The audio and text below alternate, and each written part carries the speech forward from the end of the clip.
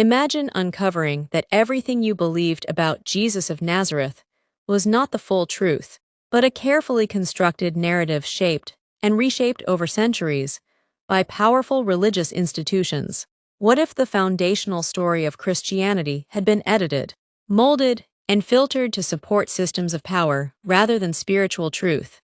This revelation isn't a wild conspiracy, it's the result of decades of historical analysis, archaeological evidence, and scholarly research that many institutions have chosen to ignore or suppress. The implications are enormous. This truth could challenge not only our understanding of Jesus, but also the way we understand life, death, and our spiritual purpose. The traditional image of Jesus, as the divine Son of God sent on a heavenly mission, is not what the earliest sources and historical context suggest. Instead, Jesus emerges from first-century Palestine, a region under harsh Roman occupation, filled with social unrest and spiritual longing.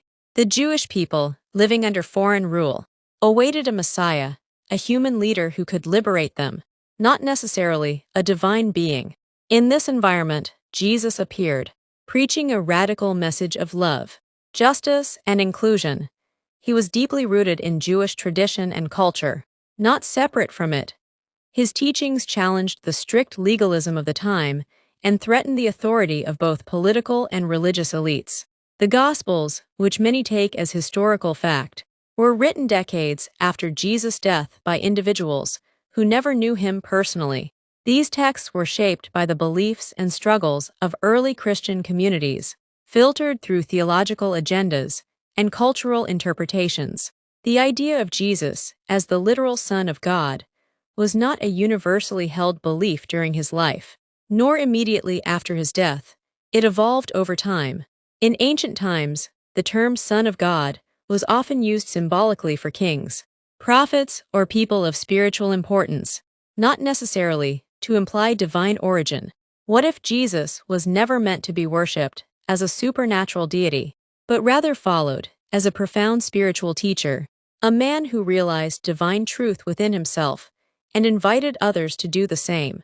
Some scholars believe that Jesus may have traveled in his missing years, between childhood and age 30, encountering Eastern philosophies like Buddhism and Hinduism. This could explain the striking similarities between his teachings and those traditions: compassion, inner transformation, ego transcendence, and a direct relationship with the divine. His message, once stripped of institutional theology, reveals a revolutionary spirituality, one based not on obedience to religious authority, but on the inner awakening of every individual. This approach directly threatened the power of established religious orders that relied on control, hierarchy, and ritual intermediation. Jesus called people to a higher law, the law of love, inclusion, forgiveness, and equality. His crucifixion, often portrayed as a divine sacrifice, was likely a political execution. Jesus had become too dangerous, a figure who refused to conform, who united the poor, the marginalized, and the seekers of truth. After his death, his followers tried to make sense of their loss. The idea of the resurrection emerged, not originally as a physical return, but as a spiritual victory, a continuation of his message. Later, thinkers like Paul, who never met Jesus, shaped a new vision of him through the lens of Greek philosophy and Roman influence. Councils such as Nicaea in 325 CE codified a divine Jesus, further distancing him from the radical human teacher he was. But this revelation doesn't diminish him, it makes him more accessible. Jesus becomes not a distant God, but a living example of human potential.